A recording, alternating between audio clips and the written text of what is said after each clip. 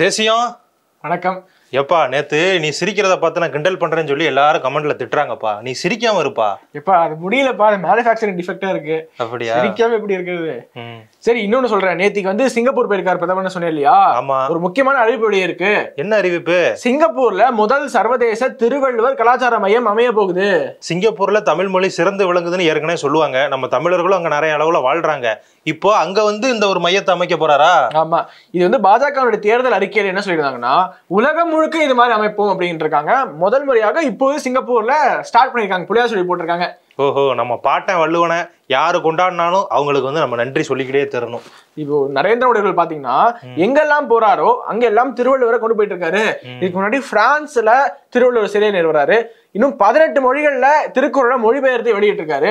Papua New Guinea ஒரு சின்ன நாட்டுக்கு போனார்ல, குட்டி நாட்டுக்கு. ஆமாப்பா, அந்த அதிபர் கூட மோடி அவர்களோட காலில் விழுந்து ஆசீர்வாதம் வாங்கினாரு. ஆமா, அந்த பாப்புவா நியூகினியுடைய மொழியிலேயே திருக்குறளை டிரான்ஸ்லேட் பண்ணி அதிபர் கிட்ட பிரசன்ட் பண்ணிருக்காருன்னா பாத்துக்கோங்களேன். இது மோடி அவர்கள் செய்யற சாதனை. இன்னொரு பக்கம் உங்களுக்கு வாய்ப்பு கிடைக்கும் போதெல்லாம் கருணாநிதி சிலை, கருணாநிதி அவர்களுக்கு கடல்ல பேனா, இப்படி உங்களுடைய அப்பா புகழே பாடிட்டு இருக்கீங்களே, எப்போ தமிழ் பாரம்பரியத்தை பத்தி பேச போறீங்க? எப்பா, திருவள்ளுவருக்கு 133 அடியில கன்னியாகுமரியில செல வச்சது யாரு? நாங்க தானப்பா. கொஞ்சம் பார்த்து பேசு. வரலாற்றை வந்து திருச்சி பேசாத, வரலாற்று திரிப்புகளை பண்ணாத, சரியா? நீங்க ஒரு நல்ல விஷயம் செஞ்சீங்கன்னா அதுக்கு நாங்க பாராட்டுறோம். ஆனா நீங்க வந்து அந்த நல்ல விஷயத்த சொல்லி காட்டி நாங்க பண்றதா குத்தி காட்டி பேசக்கூடாது, சரியா? இப்போ கடல்ல பேனா வைக்கிறீங்களா? அது யாரு பண்றா? கடல்ல பேனா வைக்கிற திட்டம் போய்கிட்டு தானே இருக்கு. இன்னும் செயல்முறைப்படுத்தலையே. படுத்துவீங்களா மாட்டீங்களா? அது வந்து பொறுத்திருந்தான் பார்க்கணும். காலம் தான் பதில் சொல்லும். மோடி அவர்களுக்கு வாய்ப்பு கிடைக்கும் போதெல்லாம் அவர் எங்க போனாலும் யாதும் ஊரே யாவரும் கேளுன்னு யுனைடெட் நேஷன்ஸ் அவருடைய ஸ்பீச் ஆரம்பிக்கும் போது பேசுறாரு. வாரணாசியில பெனாரஸ் இந்து யூனிவர்சிட்டியில சுப்பிரமணிய பாரதியாருக்கு சிலை அமைச்சிருக்காரு. இந்த மாதிரி நீங்க வெளியில தமிழ் மொழியை கொண்டு போறதுக்கு என்ன முயற்சி எடுத்திருக்கீங்க? வெளியே தமிழ் மொழியை கொண்டு போறதுக்கு நாங்க நிறைய முயற்சிகள் எடுத்துக்கிட்டு இருக்கோம். ஆனா திருவள்ளுவரே என்ன சொல்லியிருக்காரு? பிறப்புக்கும் எல்லா உயிருக்கும் சொல்லியிருக்காரு. அதன் மூலமா அவர் உலக மக்கள் எல்லாருக்குமே தன்னுடைய திருக்குறள்கள் மூலமா கருத்து சொல்லியிருக்காரு. அதனால உலகத்தில் இருக்கிற எல்லா மொழிகள்லையும் திருக்குறள் வந்து மொழிபெயர்ப்பு பண்ணணும் அப்படிங்கிறதா எங்களோட கோரிக்கை. அதுவும் கொஞ்ச நாள் கழிச்சு நடைமுறைப்படுத்தப்படும்.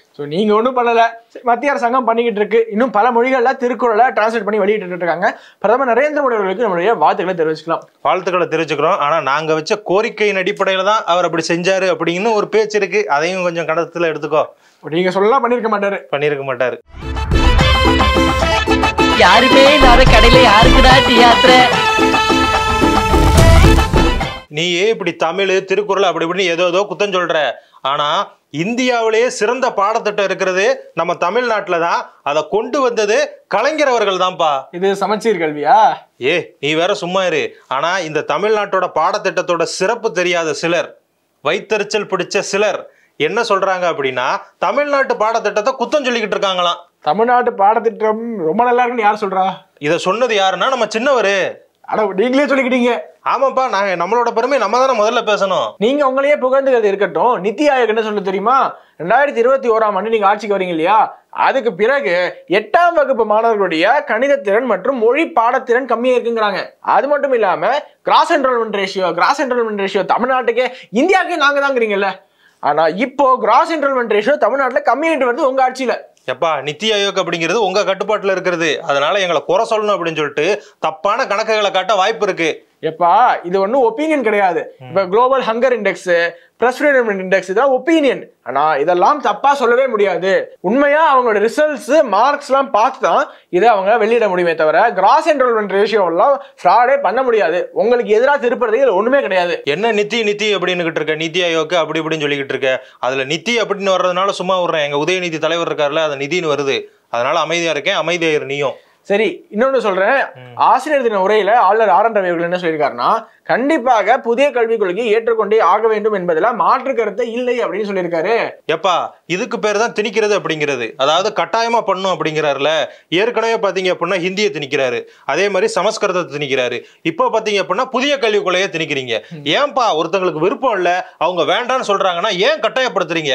கொஞ்சமாவது எல்லா மக்களுடைய உணர்வுகளும் புரிஞ்சுக்கோங்கப்பா. நீங்களும் எல்லா மாணவர்களுடைய உணர்வும் புரிஞ்சுக்கோங்க. நீங்க வேணாம்னு சொல்லிட்டா ஏன் மாணவர்களுடைய வாழ்க்கையை விளையாடுறீங்க? அவங்க வேணும்னு நினைக்கிறாங்க. நீங்க எல்லா மாணவர்கள்ட்ட போய் வேணுமா வேணாமான்னு கேட்டீங்களா? அது மட்டும் இல்லாம புதிய கல்விக் கொள்கை ஏன் வேணாங்கிறீங்க? உங்களுக்கு இப்ப சமீபத்துல மாநில கல்விக் கொள்கை அப்படிங்கிற ஒரு கல்விக் கொள்கையை பரிந்துரை பண்ணாங்களே ஒரு குழு, அந்த குழு ஒட்டுமொத்தமா புதிய கல்விக் கொள்கையிலிருந்து காப்பி அடிச்சு Ctrl+C Ctrl+V கொடுத்திருக்காங்க. அது உங்களுக்கு ஓகே. ஆனா மாணவர்களுக்கு பயன் தரக்கூடிய புதிய கல்விக் கொள்கை வேணாங்கிறீங்க. இது எப்படி நியாயம்? நீங்க நடத்துற இந்த காலேஜ் ஸ்கூலுக்குலாம் கமிஷன் கிடைக்கலையா? இப்படி அபாண்டமான குற்றச்சாட்டுலாம் வச்சுக்கிறாத, கல்வியில சிறந்து விளங்கணும் அப்படிங்கிறத எங்களுடைய ஒரே நோக்கம். அதை தான் நாங்க செஞ்சுக்கிட்டு இருக்கோம். இப்படி எல்லாம் குற்றச்சாட்டு வச்சுக்கிட்டு இருந்தோம்னா காப்பியில எதாவது கலந்து கொடுத்துருவேன். அதுக்கப்புறம் உனக்கு என்ன ஆகும்னு நமக்கு தெரியாது, பார்த்துருந்துக்கோ. சரி, ஆசிரியர் தினம் ஒரேன்னு சொன்ன உடனே ஞாபகம் வருது. இன்னைக்கு ஆசிரியர் தினம். நம்ம எல்லாம் இன்னைக்கு இந்த நிலைமையில இருக்கோம்னா நம்மளுடைய ஆசிரியர்கள் தான் மிக முக்கியமான காரணம். எல்லா தலைவர்களுக்கும் பின்னாடியும், எல்லா சக்சஸ்ஃபுல் மேனுக்கு பின்னாடியும், அன்சக்சஸ்ஃபுல் மேனுக்கு பின்னாடியும் ஒரு ஆசிரியர் கண்டிப்பாக இருப்பாங்க. ஸோ அனைவருக்கும் இனிய ஆசிரியர் தின நல்வாழ்த்துக்களை நம்ம சொல்லிக்கலாம். ஏன்னா ஆசிரியர்கள் இல்லைன்னா வருங்கால இந்தியா கிடையாது. வருங்கால இந்தியாவை உருவாக்கும் அனைத்து ஆசிரியர்களுக்கும் இனிய ஆசிரியர் தின நல்வாழ்த்துக்கள். ஆமாப்பா, நானும் சொல்லிக்கிறேன். எனக்கும் நிறைய நல்ல ஆசிரியர்கள் இருந்திருக்காங்க. ஸோ அவங்களுக்கும் ஆசிரியர் தின வாழ்த்துக்களை தெரிவிச்சுக்கலாம். இன்னைக்கு வ.உ.சி அவர்களுக்கும் பிறந்த நாள். இவ்வளவு பெரிய செல்வந்தர். அவர் சுதேஷ் நேவிகேஷன் கம்பெனி ஆரம்பிச்சு செக்யூரித்து கஷ்டப்பட்டாரு. அவருக்கும் நம்மளுடைய சிரம் தாழ்ந்த வணக்கங்கள். இது போன்ற எண்ணற்ற சுதந்திர போராட்ட தியாகிகளுடைய நினைவு நாள், பிறந்த நாள் எல்லாத்தையும் நம்ம கொண்டாடுவோம். அதுதான் அவங்களுடைய தியாகத்துக்கு நம்ம செய்யற மரியாதை. அதனால எல்லாரையும் கொண்டாடுவோம்.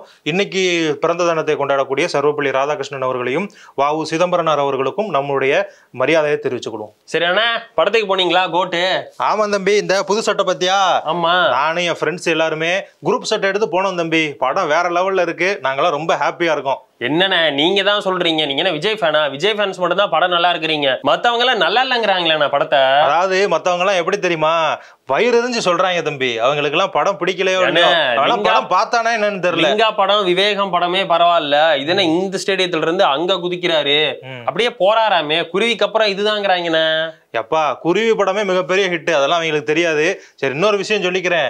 அதாவது இந்த படம் வந்து மிகப்பெரிய அளவுல வரவேற்பை பெற்றுக்கிட்டு இருக்கு. நிறைய வந்து என்னன்னா சஸ்பென்ஸ் வந்து வெங்கட் பிரபு வச்சிருக்காரு. அதுவும் இல்லாம தளபதி 2 வேடத்துல நடிச்சிருக்காருப்பா.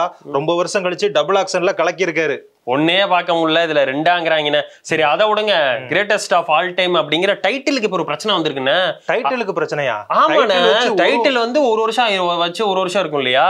இப்ப ரவிக்குமார் அவர்கள் என்ன சொல்லி இருக்கிறாருன்னா, விடுதலை சிறுத்தைகள் கட்சியினுடைய பாராளுமன்ற உறுப்பினர் ரவிக்குமார் என்ன சொல்லி இருக்கிறாருன்னா, கிரேட்டஸ்ட் ஆஃப் ஆல் டைம்னா மீனிங் என்ன? காலம் மாறினாலும் மாறாதது, அதான மீனிங். ஆமா. சனாதனம் என்ன? சனாதனம் என்னன்னா, அதாவது நிலையானது, எதுலயும் மாறாதது, எப்பவுமே மாறாதுன்னு அர்த்தம். அப்ப விஜய் அவர்கள் இந்த படத்தோட டைட்டிலே சனாதனம் இருக்கு அப்படிங்கிற மாதிரி ஒரு குண்டை தூக்கி போட்டுருக்காருன்னு எனக்கெல்லாம் சாக்காயிடுச்சு பாத்துட்டு. தம்பி, இன்னொரு விஷயம் சொல்லட்டா? ஏற்கனவே மலையாளத்துல வந்து தி கோட் லைஃப்னு ஒரு படம் வந்துச்சு. அப்பெல்லாம் இந்த ரவிக்குமார் எங்க போனாரு? அதாவது அவர் வந்து குறை சொல்லணுமேன்னு சொல்றாரு. ஆனா என்ன பண்ண, அவர் எங்க கூட்டணியில இருக்காரு. அதனால அவர் சொல்ற கருத்து உண்மை, நாங்க ஒத்துக்கிறோம். அவ்வளவுதான்ப்பா. அப்ப உண்மைதாங்கிறீங்க? உண்மை அல்ல, அவர் சொல்லிட்டாருல, அவர் எங்க கூட்டணியில இருக்காரு. அப்புறம் நாங்க ஏத்து பேசணும்னு வச்சுக்கோங்க, கூட்டணிக்குள்ள சலசலப்பு வந்துடும். இப்ப ரவிக்குமார் சொல்ற கருத்தை நாங்க வந்து ஆதரிக்கிறோம். அதாவது விஜய் அவர்களுடைய கோட் படத்துல அந்த தலைப்புலயே சனாதனம் இருக்கு. சரி அண்ணா, ஒரு விஷயம் மட்டும் நல்லா புரியுதுண்ணே. நேத்தே தமிழிசை சவுந்தரராஜன் இவருக்கு விஜய்க்கு சப்போர்ட் பண்ணாருல. ஆமா. அப்பவே வந்து திமுகவினர் எல்லாம் போட்டு சாத்திட்டு இருந்தாங்க, பாஜகவுடைய பி டீம் இவரு அப்படின்னு. எனக்கு தெரிஞ்சு திமுகவினர் வந்து விஜய பாஜகவுடைய பி டீம் மாதிரி வந்து ஃப்ரேம் பண்றாங்களோன்னு தோணுதுண்ணே. விஜய் மட்டும் இல்ல தம்பி, யாரு வந்தாலும் நாங்க அப்படிதான் ஃப்ரேம் பண்ணுவோம். ஏற்கனவே ரஜினி எப்படி ஃப்ரேம் பண்ணோம்? அவர் அரசியலுக்கே வரல, அப்ப கூட நாங்க என்ன ஃப்ரேம் பண்ணோம்? இவர் வந்து பாஜகவோட வந்து பி டீம் அப்படிங்கிற மாதிரி ஒரு ஃப்ரேம் பண்ணோம் பத்தியா? அதே மாதிரிதான் எங்களுக்கு எதிராக யார் வந்தாலும் அப்படிதான் ஃப்ரேம் பண்ணுவோம். அப்படி பண்ணா உண்மையான பாஜகவோட பி டீம் யாரு? அதெல்லாம் நான் சொல்ல மாட்டேன், நீங்களே தெரிஞ்சுக்கோங்க. சரி அண்ணா, நம்ம முதல்வர் ஸ்டாலின் அவர்களுடைய சைக்கிள் பயணத்தை பாத்தீங்களா அமெரிக்கால? ஆமாப்பா, நிறைய பேர் பொறாமப்பட்டு அவர் என்ன சைக்கிள் ஓட்டுறாரு, முதலீடு இருக்க போனாரா, சைக்கிள் ஓட்ட போனாரா அப்படின்லாம் கேட்டுக்கிட்டு இருக்காங்க. ஆனா ஒண்ணு தெரியுமா, 2000 கோடியில முதலீட்டை ஈர்த்திருக்காரு. அது நிறைய பேருக்கு தெரியல. இது சைக்கிள் கம்பெனி இது தமிழ்நாட்டுக்கு வரப்போதா? சைக்கிள் கம்பெனி கிடையாது, ஷூ கம்பெனி. அதாவது நைக்கு கம்பெனி இருக்குல்ல, அந்த கம்பெனி கூட பேச்சுவார்த்தை நடந்துகிட்டு இருக்கு. அந்த முதலீடும் ஈர்க்கப்படும் அப்படின்னு ஒரு தகவல். போங்க, சைக்கிள்ல வந்து அந்த 11வது 12வது பசங்களுக்கு சைக்கிள் கொடுக்கறதுல கூட ஊழல் நடக்குதுன்னு ஏற்கனவே சவுக்கு சங்கர் சொல்லியிருந்தாரு. பாவம் இப்ப அவர் உள்ள இருக்கிறாரு, என்ன பண்றதோ தெரியல. அவர் ஏன் உள்ள இருக்காருன்னு உனக்கு தெரியும்ல? கஞ்சா வழக்கு அவர் மேல இருக்கு. அப்படிப்பட்ட ஒருத்தர் அப்படி பேசுறப்ப தப்பாதான்ப்பா இருக்கும். அவர் நல்லா கரெக்டா சொன்னாருன்னு என்ன ஆதாரம் இருக்கு? சரி அண்ணா, இன்னொரு விஷயத்த கவனிச்சிங்களா? ஆரம்பத்துல சொல்லப்பட்டதுல பாஜகவும் இப்ப திமுகவும் நெருக்கம் கட்டுறாங்கன்னு. நேத்து ராகுல் காந்தி முதல்வர் ஸ்டாலின் அவர்கள் சைக்கிள் ஓட்டுற மாதிரி ஒரு ட்வீட்டை பதிவு பண்ண உடனே ராகுல் காந்தி ஒரு ட்வீட் போடுறாரு. அதுல என்ன போடுறாருன்னா, நம்ம எப்ப ஒன்னா சைக்கிள் ஓட்டுறது அப்படிங்கிற மாதிரி ராகுல் காந்தி அந்த எக்ஸாண்டர்ல ஒரு பதிவு போட்டிருக்கிறாருன்னு. அதுக்கப்புறம் முதல்வர் ஸ்டாலின் அதற்கு வந்து பதில் சொல்ற விதமா, நம்ம வந்து சென்னையில இதே மாதிரி ஒன்னா சைக்கிள் ஓட்டுவோம், சைக்கிள் ஓட்டுனதுக்கு அப்புறம் போயிட்டு எங்க வீட்டுல சவுத் இந்தியன் லஞ்சா சாப்பிடுவோம், அது இல்லாம இன்னும் என் சார்புல உங்களுக்கு நான் என்ன ஸ்வீட் தர வேண்டி இருக்கு அப்படின்னு சொல்லியிருக்காருன்னு. ஏற்கனவே மைசூர் பாக்கு வாங்கி கொடுத்தாருல்ல ராகுல் காந்தி இந்த எலெக்ஷன் அதான் அப்படி சொல்றாருன்னு நினைக்கிறேன். ஆமா, இந்த தேர்தல் பிரச்சாரம் நடந்துச்சுல, அப்ப வந்து இந்த பேரிகேடு அதெல்லாம் தாண்டி வந்து கொடுத்தாருல, அதுக்கு வந்து நான் வந்து திரும்ப கொடுக்கணும் அப்படிங்கிற மாதிரி சொல்லியிருக்காரு. பாத்தியா, ஒருத்தங்க ஒரு நல்லது செஞ்சா அதை வந்து திருப்பி அவங்களுக்கு செய்யணும் அப்படிங்கிற எண்ணம் வந்து எங்க தளபதி இல்ல. ஒருவேளை முதல்வர் ஸ்டாலின் இப்படி நினைக்கிறாரு, அவன் சங்காத்தமே வேணாம், இந்த மைசூர் பாக்கு கொடுத்தியா, இந்த ஒரு பாக்ஸ் ஸ்வீட் வச்சுக்க ஆள விடுன்னு சொல்றாரு. என்ன அப்படியெல்லாம் இல்ல, எங்க கூட்டணி வலுவா இருக்கு, அதை பிரிக்க நீங்க வந்து திட்டம் போடுறீங்க, அது எந்த காலத்திலயும் நடக்காது. 2026 எங்க தலைவர் சொன்ன மாதிரி 200 இடங்கள்ல நாங்க ஜெயிப்போம், கூட்டணியோட சேர்ந்து ஜெயிப்போம். சரி, ஏன்னா இன்னொரு விஷயம் கடைசியா விளையாட்டு செய்தி ஒண்ணு சொல்லிட்டு போறேன். பாராலிம்பிக்ஸ்ல கடந்த முறையே நம்ம 19 மெடல் ஜெயிச்சோம், இப்ப 20 தாண்டிட்டு சொல்லணும்ல. இப்ப வரைக்கும் பாத்தீங்கன்னா 24 பதக்கங்களை இந்தியா ஜெயிச்சிருச்சுன்னு. நேத்து கூட பாராலிம்பிக்ஸ்ல ஹர்விந்தர் சிங் அப்படிங்கிறவரு இந்த ஆர்ச்சரி இருக்குல்ல, வில்வித்த, அதுல தங்கம் ஜெயிச்சிட்டாருன்னு. எவ்வளவு பெரிய விஷயம் அது. ஆமா தம்பி, அவங்களுக்கும் நம்ம வாழ்த்துக்களை தெரிவிச்சுக்கிடுவோம். தொடர்ந்து இன்னும் நிறைய பதக்கங்கள் ஜெயிச்சுக்கிட்டே இருக்கணும் நம்ம வீரர்கள், அதான் நம்மளோட ஒரே ஆசை. ஏன்னா நீங்க விஜய் ஃபேனு, படத்துக்கு போனீங்களா? ஆமா தம்பி, படம் பார்த்துட்டேன். ஏற்கனவே இந்த துர்கா பிரசாத் வந்தான், அவன்கிட்ட பேசிக்கிட்டு இருந்தான், படம் நல்லா இல்லைங்கிறான். ஆனா எனக்கு ரொம்ப பிடிச்சிருக்கு. நிறைய சஸ்பென்ஸ் இருக்கு தம்பி. சஸ்பென்ஸ் இல்ல, சர்ப்ரைஸ் நிறைய இருக்கு, சஸ்பென்ஸ் இருக்கு. ஒரு த்ரில்லர் படம் பார்த்த அனுபவம் கிடைச்சிருக்கு. நீயும் போய் பாரு, படம் வேற லெவல். அதான் ட்விட்டர்ல விட்டாங்களே. ட்விட்டர்ல விட்டாங்களா? அது விளங்காதவங்க கட் பண்ணி போட்டு விடுவாங்க, அதெல்லாம் பார்க்காத. காசு கொடுத்து தியேட்டர்ல போய் பாரு தம்பி. அதாவது நான் விஜய் ரசிகர் அப்படிங்கிறக்காண்டி சொல்லல. அதாவது சினிமாவை வந்து தம்பி எத்தனை குடும்பங்கள் இருக்காங்க, அவங்க எல்லாம் இன்னுமே முன்னேறணும் அப்படின்னா எல்லாருமே வந்து காசு கொடுத்து தியேட்டர்ல போய் படத்தை பார்த்தாதான் தம்பி உண்டு. இப்படிதான் தியேட்டர் போய் உங்க ரசிகர்கள் போய் பாத்துருக்காங்க. ஆனா போனவங்க வண்டியை நோ பார்க்கிங்ல போய் நிப்பாட்டிட்டாங்க. ஐயோ, நோ பார்க்கிங் நிப்பாட்டினா ஏதாவது ஃபைனா கீனா போட்டிருப்பாங்க. ஆமா, போலீஸ்கார் வந்து வரிசையான எல்லா வண்டிக்குமே ஃபைன் போட்டுவிட்டு போயிட்டாரு. எல்லாம் படத்தை பார்த்து வெளியே வந்த உங்க விஜய் ரசிகர்களுக்கு ஒரே அதிர்ச்சி ஆகி போயிடுச்சு. சரி தம்பி, படம் நல்லா இருக்குன்னு சந்தோஷத்துல வந்திருப்பாங்க, அதெல்லாம் இது பெரிய விஷயமா இருக்காது. ஆனாலும் இப்படி நோ பார்க்கிங்ல நிப்பாட்டாம நம்ம வந்து விதிமுறைகளை ஃபாலோ பண்ணி படம் பார்க்கறதா ரொம்ப நல்லது தம்பி. இன்னொரு முக்கியமான விஷயம் சொல்லட்டுமா? தமிழகத்துல எங்களை எதுக்கு இருக்கிற ஒரே கட்சி யாரு? அதிமுக. அதிமுக கூட போன வட்டம் கூட்டணி அமைச்ச ஒரே கட்சி யாரு? விஜயகாந்த் கட்சி, தேமுதிக கட்சி. அவங்களும் இப்ப அதிமுகல இருந்து விஜய் கூட போறாங்களாம். இதுக்கு இந்த படத்துல விஜயகாந்த் சீன் வந்துச்சு. ஆமா தம்பி, அது ஒரு காரணமா இருக்கலாம். ஆனா இன்னொன்னு சொல்றாங்க, அதாவது பிரேமலதா விஜயகாந்த் என்ன சொல்லியிருக்காங்க அப்படின்னா, நாங்க கார் ரேஸ் நடத்தணும்ல, அதுக்கு வந்து ஒரு நாள்லயே நீங்க அனுமதி கொடுத்துட்டீங்க, ஆனா விஜய் அவர்களுடைய மாநாட்டுக்கு எதுக்கு நீங்க அனுமதி கொடுக்கல அப்படின்னு சொல்லியிருக்காங்க. அவங்க எங்களை குறை சொல்லியிருக்காங்க. இருந்தாலுமே அவங்க வந்து விஜய்க்கு ஆதரவா பேசுறதுல இருந்து என்ன தெரிய வருது, எங்க பங்காளி அதிமுக இருந்து அவங்க விஜய் கூட போறாங்க. அப்ப அதிமுக அடுத்த தேர்தல்ல கூட்டணியே இல்லாம தான் போட்டி போடுவாங்க. பாவம், இது என்ன காட்டுது? அடுத்ததும் நாங்க தான் ஆச்சு, 200 தொகுதியில ஜெயிப்போம். நீ இப்படியே நினைச்சிட்டு இப்பதான் தேமுதிக வந்து விஜய் கூட சேர போறாங்க. ஆல்ரெடி சீமானே சேர போறேன்னு சொல்லிட்டு இருக்காரு. கடைசியா உங்களுக்கு ஆப்பா வர போதுனே. அதெல்லாம் கிடையாது தம்பி, எங்க கூட்டணி வலுவா இருக்கு. நாங்க 200 தொகுதிகள்ல, இந்த 200 அப்படிங்கறது திரும்ப திரும்ப சொல்லுவேன், 200 தொகுதிகள்ல ஜெயிப்போம். கான்பிடென்டா இருக்கும். என்ன ஆக போறாங்கன்னு தெரியல, பொறுத்திருந்து பாப்போம். நீங்க 2026ல 200 தொகுதி ஜெயிக்கிறேன்னு சொல்றீங்க. ஆனா உங்க ஆட்சியில தான் நிறைய காலேஜ்ல வந்து ஒஸ்டாய் போயிட்டு இருக்கு. ஒஸ்டா போதா? என்னப்பா சொல்ற? இப்பதான் இப்ப தேசியத்துக்கிட்டே நான் பேசினேன், எங்களுடைய கல்வி முறை எவ்வளவு சிறந்து இருக்குன்னு. நீ என்ன ஒஸ்ட்டுங்கிறிய? என்ன அர்த்தம்? கல்வி முறையை விடுங்க, பராமரிப்பு முறை தான் ரொம்ப கேவலமா போயிட்டு இருக்கு. பராமரிப்பு முறையா? என்ன கொஞ்சம் தெளிவா சொல்லு. திருவண்ணாமலையில ஒரு கேர்ள்ஸ் காலேஜ் இருக்கு. அந்த காலேஜ் டாய்லெட்ல ஒரே பாம்புகளா பூந்துருச்சு. பாம்புகளா? இந்த காரணம் என்ன சொல்றாங்கன்னா, காலேஜ் டாய்லெட்டை ஒழுங்கா கிளீன் பண்ணாம பராமரிக்காம விட்டாங்க. அதனால ஒரு பாம்புகள் பூச்சிகள்லாம் வந்து சேர்ந்துருச்சு. இதை வந்து வீடியோ எடுத்து சமூக வலைத்தளங்களா போட்டு ட்ரெண்ட் ஆகிட்டு இருக்காங்க. ஆமாப்பா, அங்க வந்து பெண்கள்லாம் படிக்கிறாங்கன்னு சொல்றேன், அவங்க பாதுகாப்பு தான் நமக்கு முக்கியம். அதாவது அந்த காலேஜ் கல்லூரி நிர்வாகம் வந்து நடவடிக்கை எடுப்பாங்க அப்படின்னு சொல்லிட்டு நம்புவோம் தம்பி. இப்ப இருந்தா எப்படி நீங்க 2026ல 200 தொகுதி ஜெயிப்பீங்க? 200 இல்ல தம்பி, இது வந்து கல்லூரி நிர்வாகத்துடைய குறைபாடு. இதை வந்து அரசாங்கத்து மேல நீங்க சுமத்துறது வந்து தப்பு. கல்லூரி நிர்வாகம் நடவடிக்கை எடுக்கணும், அதை வந்து நாங்க கோரிக்கையை வைக்கிறோம். அப்படியே இப்படி உருட்டிட்டீங்க. சரி, உருட்டுறதா நீங்க கிங்காச்சே. காலேஜ் கேர்ள்ஸுக்கு இந்த பிரச்சனைனா விவசாயிகளுக்கு ஒரே பிரச்சனையா போயிடுச்சுன்னு உங்க ஆட்சியில. விவசாயிகளுக்கு பிரச்சனையா? என்னப்பா விவசாயம் செழிப்பா தானப்பா இருக்கு எங்க ஆட்சியில. என்ன, மயிலாடுதுறையில நிறைய விவசாய நிலங்கள் இருக்கு. நிலங்கள்ல போன வாரம் தான் ஃபுல்லா நரிகள் வந்து ஒரே வேட்டையாடி மனுஷங்களை துன்புறுத்தி ஒழுங்கா விவசாயம் பண்ண பண்ணுச்சு. இப்ப என்னன்னா, மயில்கள் இருக்குல்ல, நம்ம தேசிய பறவை மயில், அந்த மயில் வந்து பயிர்களை ஃபுல்லா சேதம் பண்ணுதுன்னு சொல்லிட்டு கம்ப்ளைண்ட் பண்ணிட்டு இருக்காங்க. இதுக்கு அரசாங்கம் ஏதாச்சும் உதவி பண்ணணும்னு சொல்லிட்டு அந்த விவசாயிகள் எல்லாமே கோரிக்கை நடத்துறாங்க. உலக தமிழ் சொந்தங்களுக்கு வணக்கம், நான் ராஜவேல் நாகராஜன்.